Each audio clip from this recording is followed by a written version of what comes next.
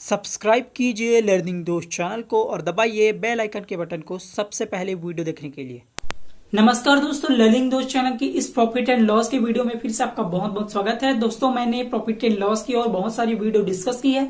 आपने अगर वो वीडियो नहीं देखी होगी, डिस्क्रिप्शन में और प्लेलिस्ट में भी जाके आप वो वीडियोस देख सकते हैं। तो दोस्तों, हम इस वीडियो में ऐसी प्रश्नों के बारे में बात करेंगे जिसमें आपको क्रय मूल्य ज्ञात करना रहेगा। तो दोस्तों, आप जानते हैं कि लाभ और हानि के प्रश्नों में तीन प्रमुख चीजें दी रहती है। वो है एक क्रय मूल्य रहता है, विक्रय मूल्य रहता है और लाभ या हानि। ठीक है, तो इस प्रश्न में आपको क्रय मूल्य ज्ञात करना है और यहाँ पे विक्रय मूल्य दिया रहेगा। इसके अलावा लाभ और हानि के आंकड़े आपको नहीं दिए रहेंगे। ना तो इतना प्रतिशत लाभ हुआ, इतना प्रतिशत हानि हुआ, ऐसा कहा जाएगा, ना ही लाभ हानि की रुपये बताए जाएंगे या फिर लाभ या हानि की संख्या को बताई जाएगी। लेकिन आपको एक लाभ और हानि के बीच संबंध दिया रहेगा, तो उसी के हिसाब से आपको प्रश्न को समझना है और सॉल्व करना है। तो चलिए हम पहले प्रश्न को लेते हैं। जो पहला प्रश्न है वो बहुत ही सरल है। हम और दूसरा प्रश्न जो लेंगे वो इससे कॉम्प्लिकेटेड तरीके का होगा, थोड़ा और कठिन तरीके का होगा, जिसको सॉल्व करने में मजा आएगा। तो पहला प्रश्न हम चलिए सरल तरीके के ले लेते हैं, इसको हम सॉल्व करते हैं। ले रहे हैं, किसी टेबल को 760 रुपए में बेचने पर जितना लाभ होता है उतना 540 में बेचने पर हानि होता है। क्रय मूल्य बताइए। प्रश्न आप समझ गए होंगे। कह रहे कि किसी टेबल को 760 रुपए में बेचा गया तो कुछ लाभ हुआ, अगर उसी टेबल को 540 में बेच दिया जाता है तो हानि होता है। तो कह रहे हैं कि लाभ और जो हानि हुआ वो दोनों बराबर हो जाता है। ठीक है, 760 में जितना बेचा तो कुछ लाभ हुआ और उतना ही हानि हुआ जब 540 में बेच दिया गया। तो आपको क्रय मूल्य ज्ञात करना है। ठीक है, तो ये जो तरीका है वो हम आसानी से निकाल सकते हैं इसको सॉल्व करने का। ठीक है, तो इस तरीके में हम ज्यादा कुछ नहीं करेंगे, बहुत ही आसान है। हमें क्या करना है, दोनों स्थितियों में जो विक्रय मूल्य है उसको जोड़ के हमें एवरेज निकाल लेना है।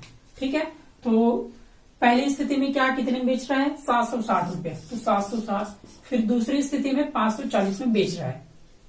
ठीक है, तो दोस्तों हम इसमें एवरेज तो निकालेंगे। कैसे निकालेंगे, क्योंकि जो क्रय मूल्य होगा वो दोनों के बीच का ही होगा। ठीक है, तो चलिए इसको सॉल्व कर लेते हैं। दोस्तों, मैं इस प्रश्न को दो तरीके से आपको सॉल्व करके बताऊंगा। जो तरीका आपको सरल लगेगा उसको आप बनाएंगे। चलिए, पहला तरीका तो ये है, हम इसको जोड़ देते हैं। कितना आएगा, 760 में 540 जोड़ेंगे तो लगभग 8 और 5 1300 होगा। आप जोड़ के देख सकते हैं, 1300/2। तो 1300 को अगर 2 से डिवाइड करेंगे तो 2 एकम 2, 2 छक्के 12 होता है और यहाँ पे हासिल है 1 जो कि 10 बन जाएगा। तो 2 पंचे 60 और ये 0 हो जाएगा। ठीक है, तो 650 रुपये आएगा 2 से अगर डिवाइड कर दें 1300 को। ठीक है, तो क्रय मूल्य जो है वो 650 रुपए। ये एक पहला तरीका हो गया। तो दूसरा तरीका किस तरह से होगा, चलिए उस पर डिस्कस करते हैं। तो इसके लिए हम क्या करेंगे कि क्रय मूल्य जो हमें पूछा गया है उसको हम x मान लेंगे। ठीक है, तो क्रय मूल्य हो गया x। अब हमें जो प्रश्न दिया गया उसके हिसाब से चलना है। क्या कह रहे हैं कि 760 में बेचने पर जितना लाभ होता है उतना 540 में बेचने पर हानि होता है। तो हम पहले लाभ निकाल लेते हैं। दोस्तों, आप जानते हैं कि लाभ आखिर क्या होता है।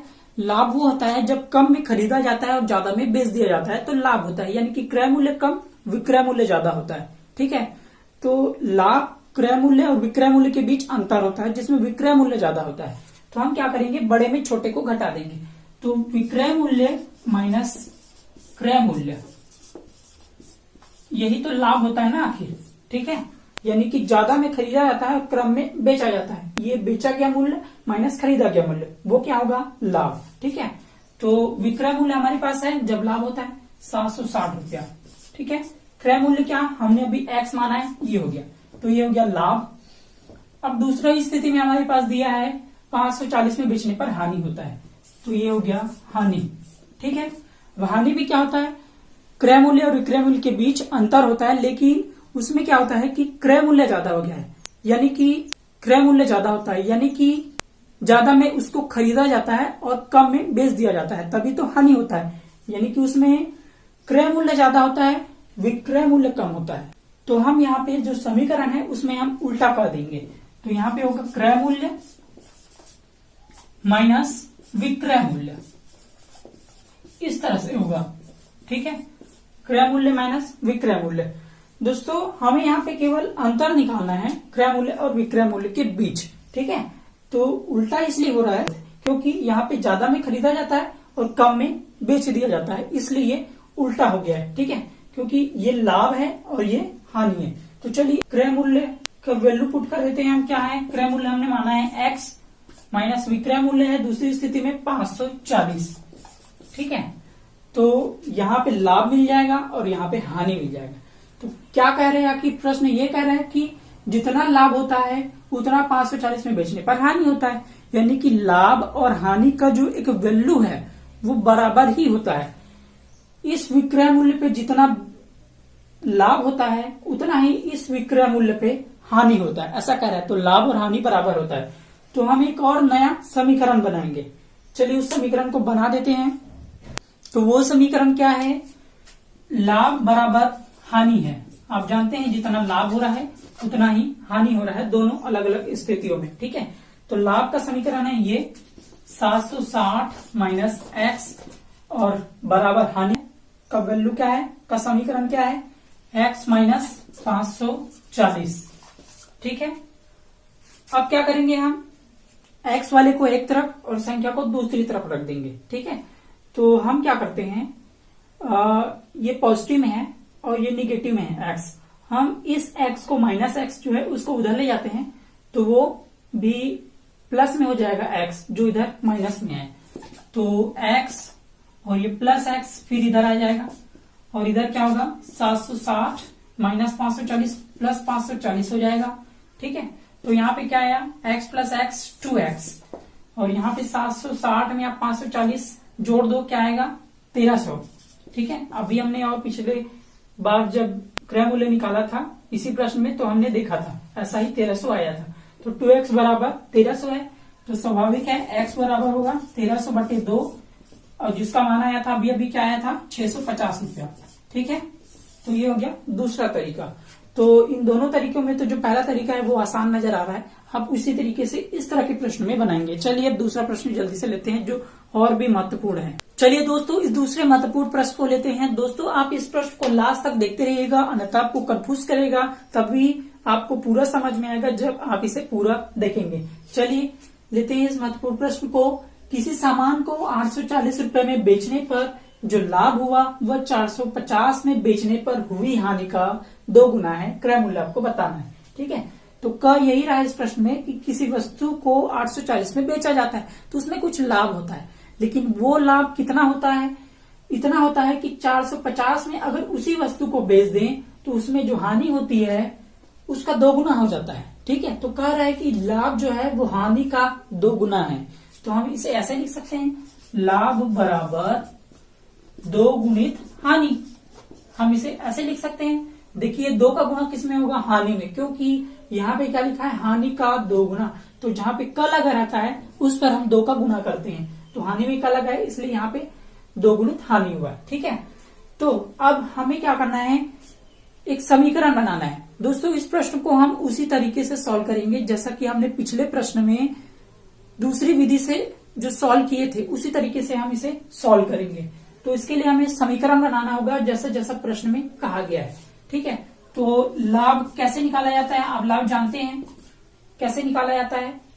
उसमें क्या रहता है कि विक्रय मूल्य माइनस क्रय मूल्य रहता है, यानी कि लाभ कब होता है? जब कम में खरीदा जाता है, ज्यादा में बेचा जाता है, यानी कि विक्रय मूल्य ज्यादा होता है और क्रय मूल्य कम होता है। तो लाभ बराबर होता है विक्रय मूल्य माइनस क्रय मूल्य, ठीक है, क्रय मूल्य। तो दोस्तों एक चीज और यहाँ पे पूछा है क्रय मूल्य बताइए, तो हम इस क्रय मूल्य को x मान लेते हैं, ठीक है। इस क्रय मूल्य को हम x मान लेते हैं। तो लाभ आपको समझ में आ गया, यानी कि जितना में बेचा गया माइनस जितना में खरीदा गया, उनके बीच ही तो जो अंतर होता है वही तो लाभ होता है ना, ठीक है। तो विक्रय मूल्य हमारे पास दिया है यहाँ पे पहली स्थिति में विक्रय मूल्य, उसी जब लाभ हो रहा है तब विक्रय मूल्य 840 रुपए है। तो विक्रय मूल्य है 840 और क्रय मूल्य हमने लिया है x। तो ये हो गया लाभ का समीकरण। अब चलिए हम हानि को लेते हैं। हानि बराबर क्या होता है? हानि में क्या होता है कि उसको ज्यादा में खरीद लिया जाता है और कम में बेच दिया जाता है, तभी तो उसमें हानि होता है ना। ज्यादा में खरीद लिया जाता है यानी कि क्रय मूल्य उसका ज्यादा होता है और विक्रय मूल्य यानी कि बेचा गया मूल्य कम होता है तब उसको हानि होती है।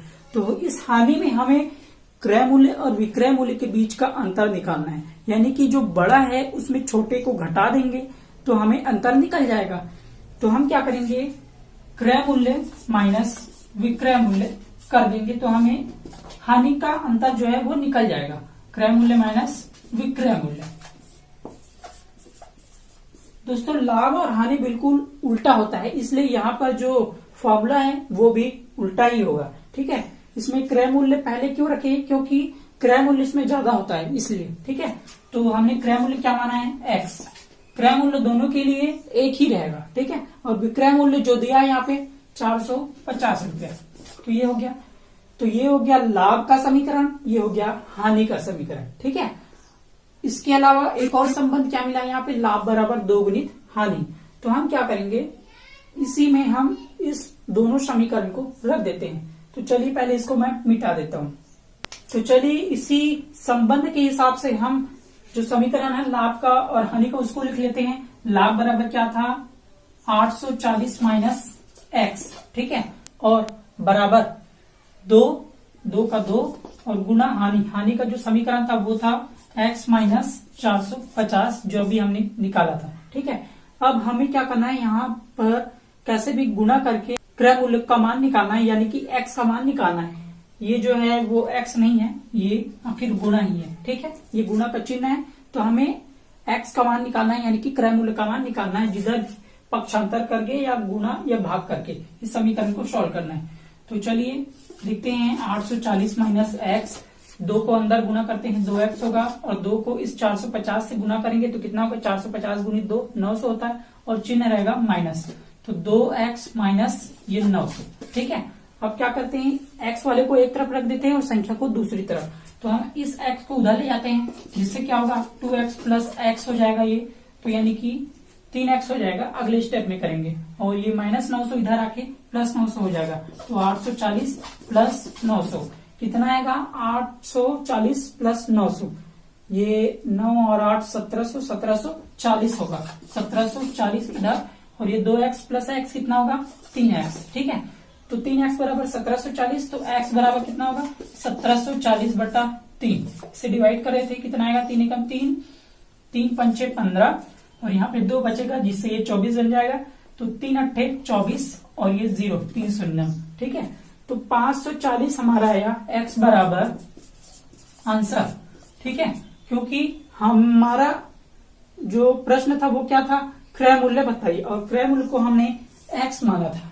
ठीक है, तो x बराबर आ चुका है 580, तो यही हमारा आंसर है। तो आप इस तरीके से सॉल्व कर सकते हैं, ये बहुत ही आसान है, ऐसे जल्दी से आपको बन जाएगा। आपको बेसिक कॉन्सेप्ट ही क्लियर रखने हैं। तो ठीक है दोस्तों, मैंने यहाँ पे 2 प्रश्न डिस्कस किए हैं। उम्मीद करता हूँ ये प्रश्न आपको समझ आई होगी। दोस्तों वीडियो कैसी लगी, जैसे भी लगी हो, अच्छी लगी हो, अच्छी नहीं भी लगी हो, तो प्लीज कमेंट बॉक्स में जरूर बताया करें, रिप्लाई दिया करें, और अगर अच्छी लगी तो शेयर और लाइक जरूर कीजिएगा। उम्मीद मैं आपसे यही करता हूँ। वीडियो देखने के लिए आप सभी को बहुत बहुत धन्यवाद। तब तक के लिए आप सभी को नमस्कार।